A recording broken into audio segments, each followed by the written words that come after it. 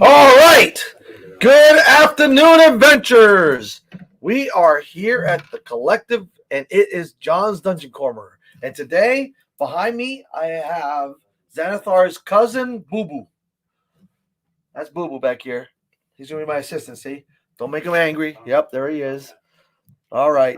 Cool, right? He's just kind of hanging out, blasting some bats. You know, that guy's batty. Thank you. A shout out to Brenna. She helped set up the studio today. So thank you. All right. So today we're going to talk about a couple things. One of them being Xanathar's Guide to Everything, because, you know, I promised them I would, and Boo Boo came out to make sure I did.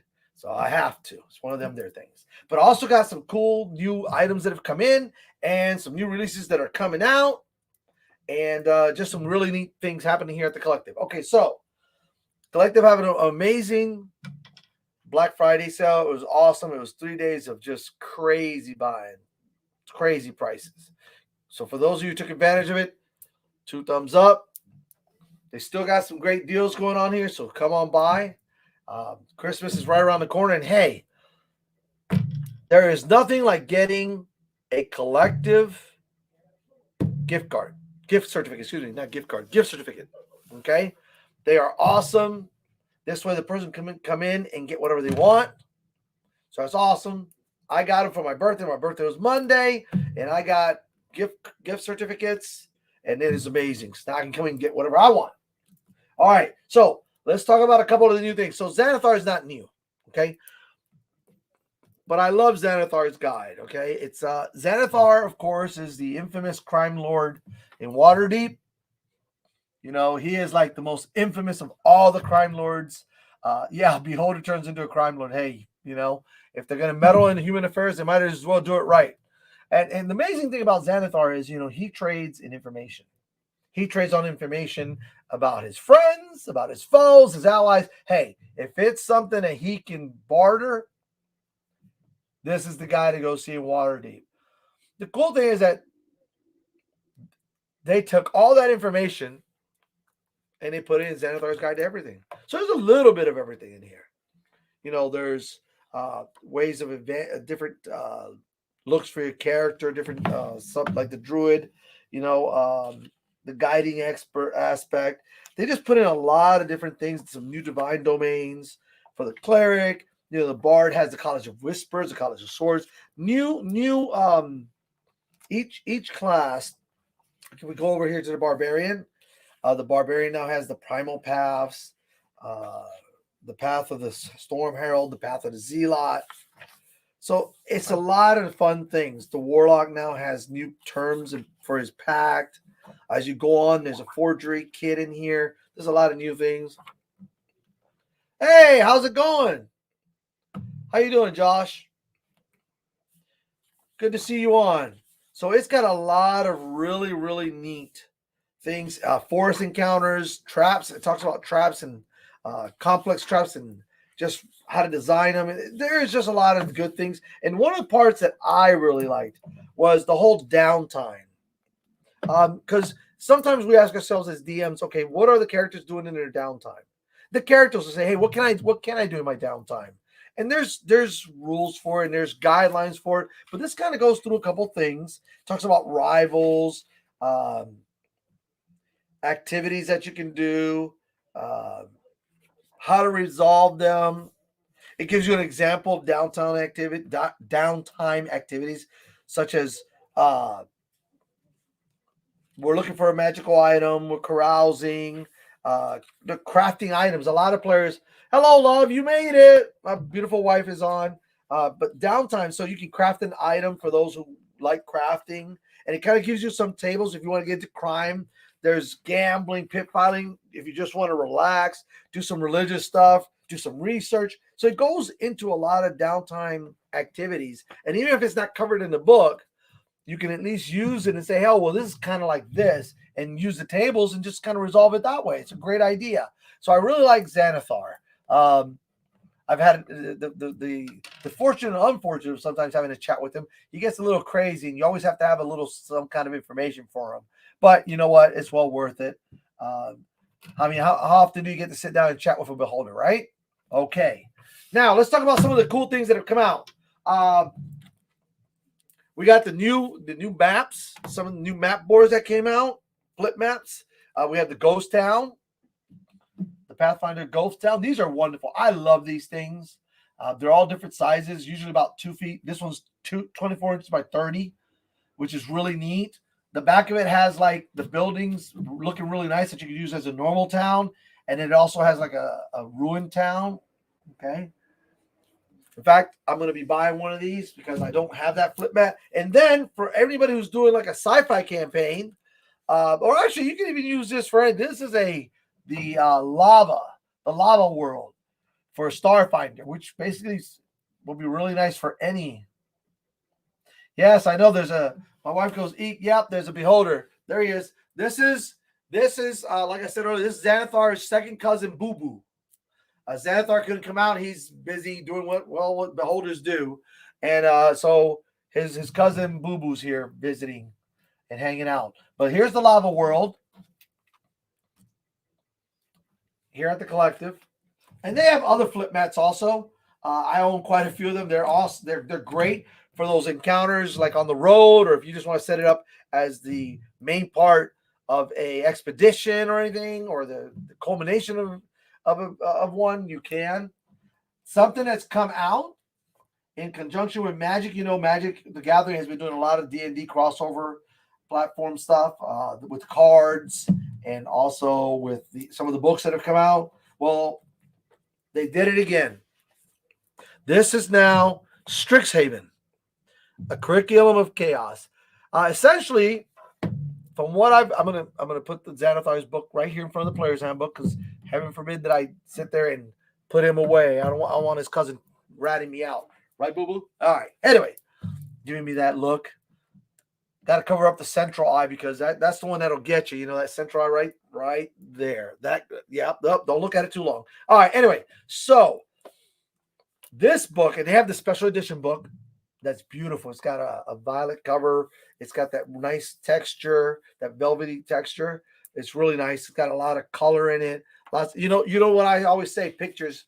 I love colors and pictures. So there we go. That's some of the pictures there.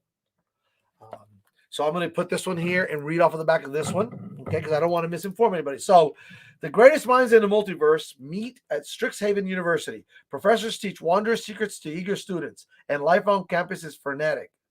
But danger lurks even here. When campus hijinks mix with sinister plots, it's up to you to save the day. So this is about, it introduces the fantastical setting of Strix Haven University drawn from the multiverse of Magic the Gathering and provides the rules for creating characters who are students in one of its 5 colleges. So the neat thing is that if you have a magical university or any kind of institute, hey, Jason, hi, it's Friday. But this is the university here. You can use this as a part of your campaign. Like in my campaign, there is a center of magical learning that is in a special place called the Sorcerer's Isle. And it's an hour-shaped glassed island that sits in a sea by itself. And it's the magical university of my world. So I may use this maybe to use. I'm going to get one when it's not. Now, let me tell you. Oh, here's the other thing. This is not available until next Tuesday. Okay.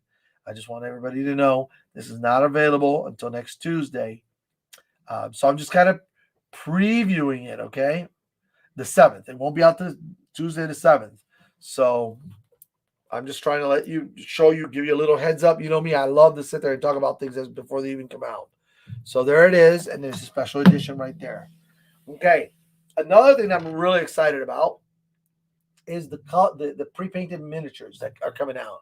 So these are the D&D Icon of the Realm premium miniatures. Here's a human druid. You can't see them. You got to come into the store to really see these things. They're amazing. Here's a Dragonborn sorcerer. So for all of you who play Dragonborns, and now there's a line of Pathfinder. WizKids came out with the Pathfinder line. And, of course, these are interchangeable. You can use the D&D ones for Pathfinder and Pathfinder for D&D, okay? But these are really cool. a female half-elf swashbuckler, sword in one hand, hand crossbow in the other, fully painted. These are all fully painted miniatures. And I only brought 5 out here. They have this one I'm going to get today, that male half-orc druid. I just think that's just a really cool fig. They did a really good job on him. And here's a female human bard. You know, she's got her sword in one hand and her lute in the other, which I think is really neat. So definitely come by. Like I said, they have quite a few of them. These are just a couple that I just grabbed just so you can kind of talk about.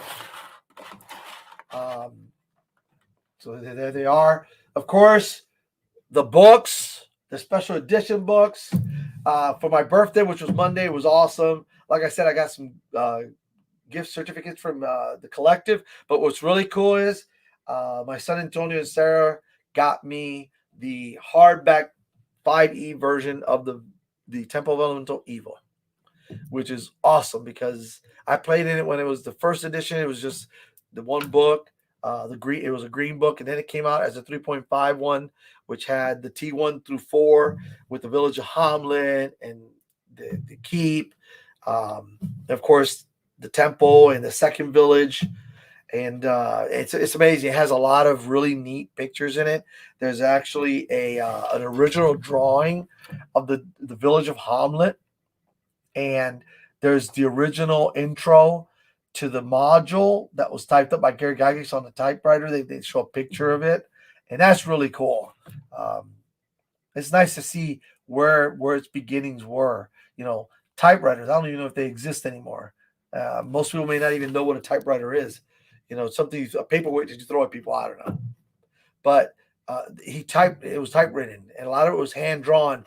There's a character in there, and I keep forgetting his name, but he's the fighter who sits and runs around with a monk at the in Hamlet, I believe it is. And so this character, he originally in the original campaign, he had fought against the adventurers, and he was surrendered, and then he became like a NPC to one of the characters, and he actually advanced all the way up to 10th level, and now he has his own. I believe he has his own module that he's in it. But you see the actual character sheet from back then, and in the original Dungeons and Dragons, there were actually, instead of just 6 attributes, there was a 7th, and the 7th was called comeliness. So where charisma now covers both your physical appearance, but more importantly, how you interact with other people. There used to be an actual score back then that was your comeliness score, and that was actually your natural looks. So if you had like a 17, 18, you had like this unearthly beauty. You know, you're like a model. So that was that. And then they took that out and just kind of rolled it over into charisma. And of course, just like all the feats and all the many skills have been rolled over into simpler roles. But on his sheet, you still see where there used to be a poison save. There used to be a saving throw versus poison. Then there was a saving throw versus polymorph, petrification, and something else. But the one that I was talking with somebody says, yeah, remember this one? I couldn't remember, but saving throw versus death ray. It had its own, back then, there was its own saving throw against a death ray, which makes you go, whoa. and poison was heinous back then, too. So it kind of, when you look at that and you look at where D&D is today, when you put it all together, you go, wow, it's come a long way. Not just with the miniatures and the hardback books and the mats. You know, before everything was just, there weren't even really mats, the ones that you write on. You used to just have graph paper. And you just kind of draw the rooms out, and then you put your miniatures down and you would fight. You know, here's the map, you're drawing the map. And then I don't know about some, but like my DM back then, when I first started playing, we used to have to, if we wanted a map, we'd have to actually draw it out ourselves. He would tell us, okay, so you came down a set of stairs about 10 feet down, and you're in a 20-foot wide by 30-foot long room that has 2 doors on opposing doors on the north and or on the east and west sides. You would have to draw that. He would describe it, and you'd have to draw it. And that's the only way, because technically, when your adventure is down there, you're going down to the dark. You don't really know where you're going. So you kind of look around and you have your lights and your torches, whatever, your bullseye lantern or your lantern. You're looking around and you can map the room out. And that we used to always have a cartographer with us, and in that group, he was actually an artist, which was really kind of cool. He loved drawing, so that was really neat. But anyway, that was way back when. Nowadays, we got these maps that we draw on, pre-made. Uh, I still like to at least when I draw things as I go, and I tell the players if you want a map, you can draw one. Of course, nowadays they cheat, and instead of drawing, they just take a picture of it. So they got this run. They just take a picture of the whole map. Okay, yeah, I drew it. No, you didn't. Anyway, but there you have it. I mean, technology, right? So anyway, listen. Christmas is around the corner, and there are a lot of accessories that they've been getting in. They've been restocking. Brendan's been trying to keep the shelves full, so definitely come by. And if you're looking for something Dungeons and Dragons, whether it be something as simple as just a set of dice, all the way up to the special edition collector's edition of the Player's Handbook, Monster Manual, and DM's Guide, they have them here. Now, let me tell you the sad part. Remember how I always tell you, get it while the getting's good? So I had to work a tournament Black Friday, Saturday, and Sunday of the Black Friday sale. So I wasn't able to come in, but that's not really what I'm getting at. They had, remember I told you about the yawning portal. I showed it to you. It was amazing. It's awesome. I said I'm going to get one. It was on my Christmas. So I came in to get it yesterday. And guess what? They have none. See that? Big zero. None. So, yeah, there's that. And they're not easy to get because the way you get those, you have to purchase so many of X, and then you have the opportunity to buy one for your store to sell. So they're limited on how many you get per store. Brendan had 3 or 4, and 4 have gone out the door.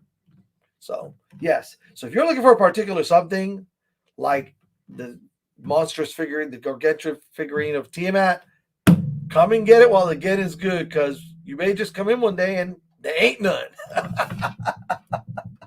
And I'm here all the time. Go figure, right? Anyway, so dice. Oh, they've gotten some really nice dice in. I usually bring out the dice and throw them down, but I didn't. I just wanted to concentrate on the books today and the new cool stuff. But tons of dice, from your basic dice all the way up to dice actually made out of minerals and gemstones. Beautiful dice. I could explain them to you, but it's so much neater when you come in and actually look at them. They have 2 full display cases full of them, like a top and bottom. So there's about, I want to say there's probably like 20 sets. They may have a couple of extras, but they're all in a display case. They look beautiful. They have the precision cut dice that are gorgeous. I mean, they roll really nice. I got a pair for myself. I eventually broke down and just said, I'm going to get these. They're purple, of course. I got to get a bag that's big enough to carry it all in, but okay, we'll talk about that.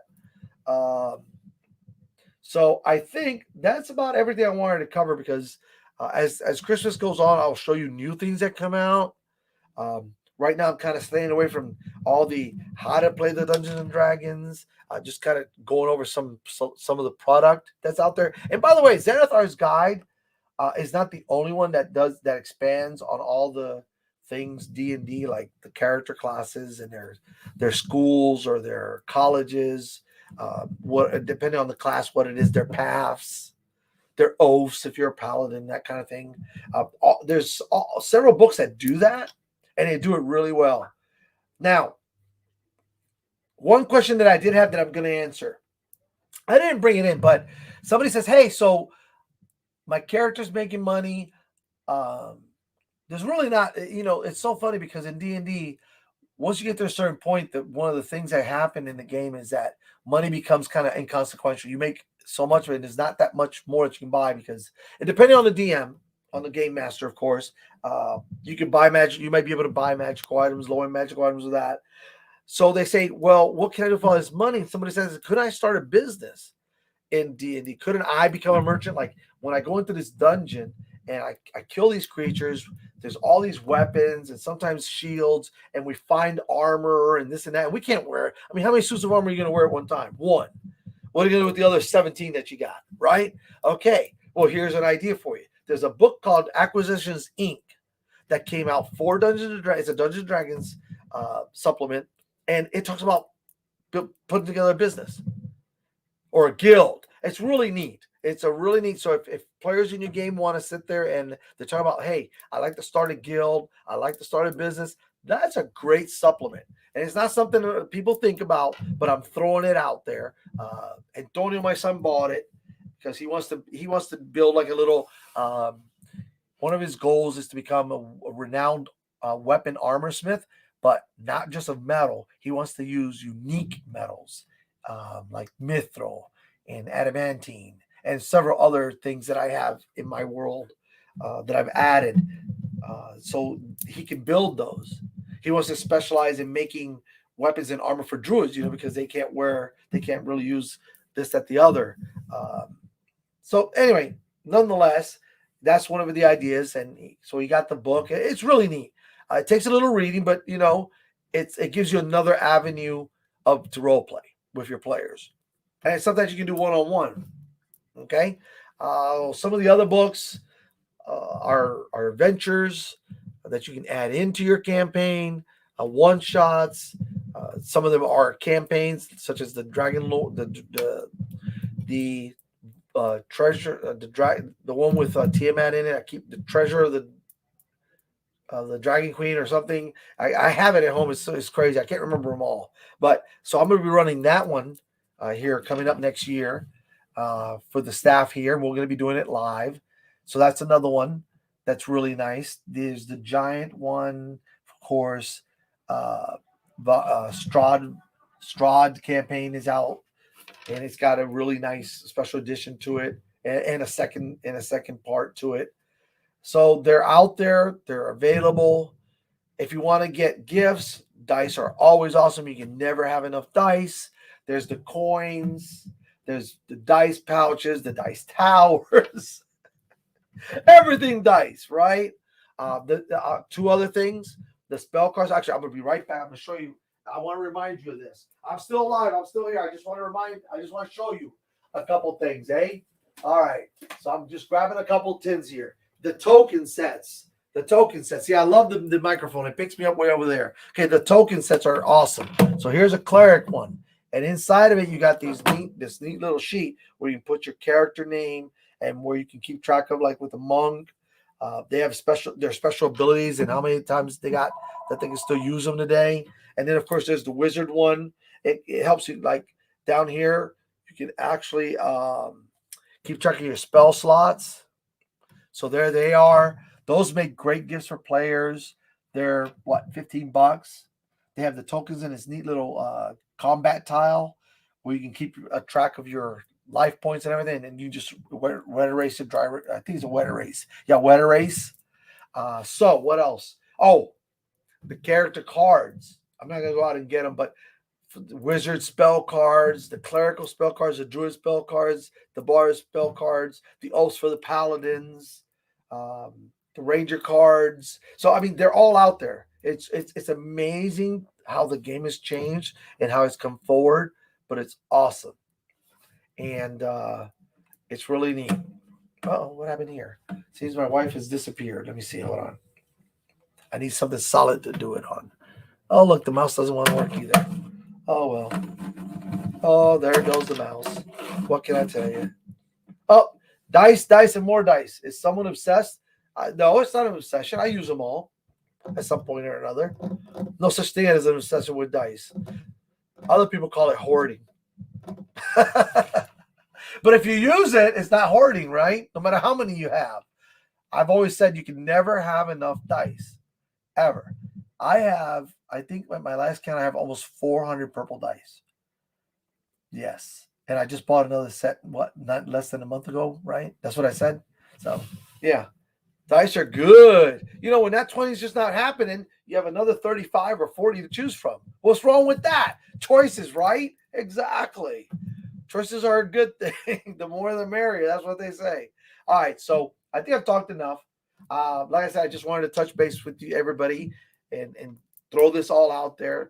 There's so much product for Dungeons and Dragons that they have here that I would probably use an entire month of shows just to show everything.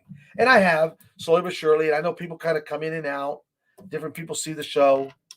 But they can always go back and see these because it's right there on their Facebook. And it's just there. You can see it at your pleasure. My son does. He'll go back and see what I talked about today.